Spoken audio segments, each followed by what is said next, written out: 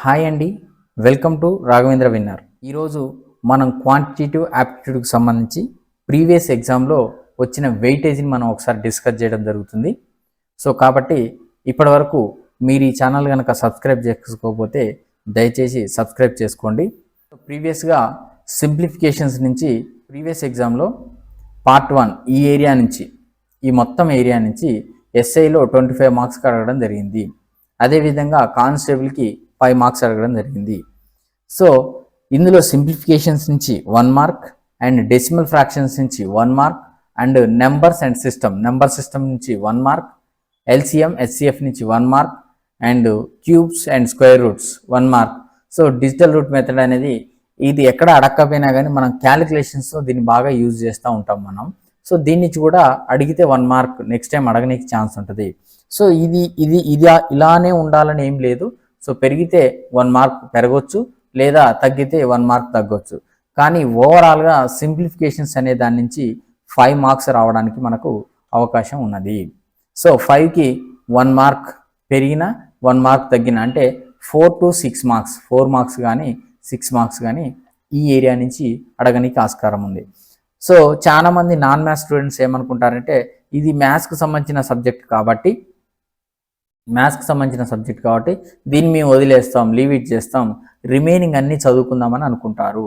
So ఎప్పుడు అలా చేయొద్దు.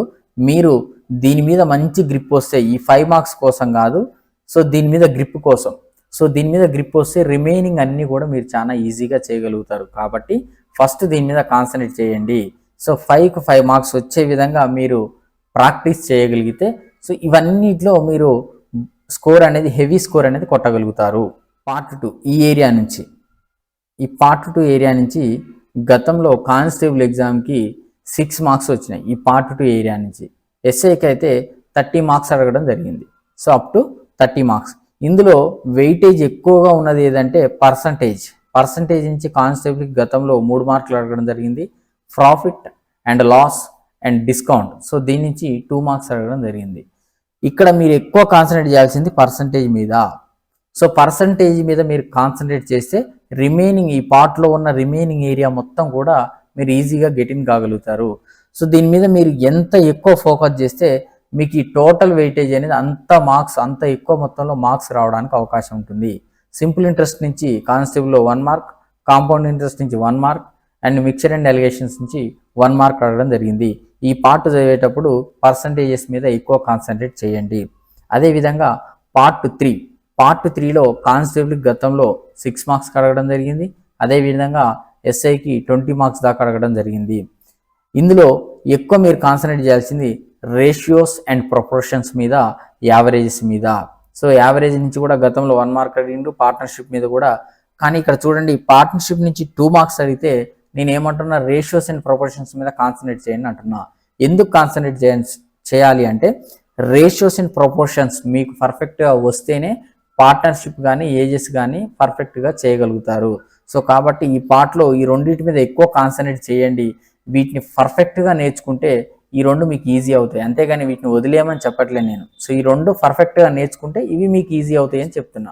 పార్ట్ 4లో కానిస్టేబుల్కి 3 మార్క్స్ వచ్చినాయి, ఎస్ఐకి 7 మార్క్స్ అడగడం జరిగింది. సో ఇందులో మీరు కాన్సన్ట్రేట్ చేయాల్సింది టైమ్ అండ్ డిస్టెన్స్ మీద ఫోకస్ చేయండి. అదేవిధంగా ట్రైన్స్ మీద ఫోకస్ చేయండి. సో ఈ రెండింటి మీద అంటే టైమ్ అండ్ డిస్టెన్స్లో భాగమే ఈ రిలేటివ్ స్పీడ్, ఓకేనా. సో ఈ మూడింటి మీద మీకు కాన్సన్ట్రేట్ చేస్తే boats and streams and race and games కూడా మీకు ఈజీ అవుతాయి. సో ఈ సెక్షన్ నుంచి మనకు కానిస్టేబుల్లో 3 మార్కులు, ఎస్ఐకి 7 మార్కులు అడగడం జరిగింది. పార్ట్ 5 నుంచి కానిస్టేబుల్కి 2 మార్క్స్ అండ్ ఎస్ఐకి 9 మార్క్స్ అడగడం జరిగింది. ఇందులో మనం ఎక్కువ కాన్సన్ట్రేట్ చేయాల్సింది టైమ్ అండ్ వర్క్ మీద కాన్సన్ట్రేట్ చేస్తే chain rule at the same time pipes and systems కూడా చాలా ఈజీగా చేయగలుగుతారు. సో నెక్స్ట్ వచ్చేసి మెన్సురేషన్కి కానిస్టేబుల్కి 5 మార్క్స్ అడగడం జరిగింది, ఎస్ఐకి వచ్చేసి 12 మార్క్స్ అడగడం జరిగింది. ఈ మెన్సురేషన్ అనేది ఫార్ములా మీద డిపెండ్ అయి ఉంటుంది. సో జస్ట్ మీరు ఒక టేబుల్ ఉంటుంది, ఆ టేబుల్లో ఉన్నటువంటి ఫార్ములాస్ జస్ట్ ఏరియాకి అదేవిధంగా వాల్యూమ్స్కి ఈ రెండింటికి మీరు ఫార్ములాస్ పక్కన రాసుకొని బై హ్యాడ్ చేసి నేర్చుకొని వాల్యూస్ని మీరు ఇందులో సబ్స్టిట్యూట్ చేయగలిగితే మీరు ఈ పార్ట్ని ఈజీగా చేయగలుగుతారు. సో వాల్యూస్ సబ్స్టిట్యూట్ చేసి మీరు చేయాలి అంటే మీరు ఇందులో ఏది చేయాలన్నా కానీ మీకు రావాల్సింది సింప్లిఫికేషన్స్. ఫస్ట్ పార్ట్లో ఉన్న ఈ పార్ట్ మీద మీకు మంచి గ్రిప్ రావాలి. ఐ హోప్ మీరందరూ కూడా పార్ట్ 1 మీద బాగా కాన్సన్ట్రేట్ చేస్తారని అనుకుంటున్నాను. Thank you for watching this video.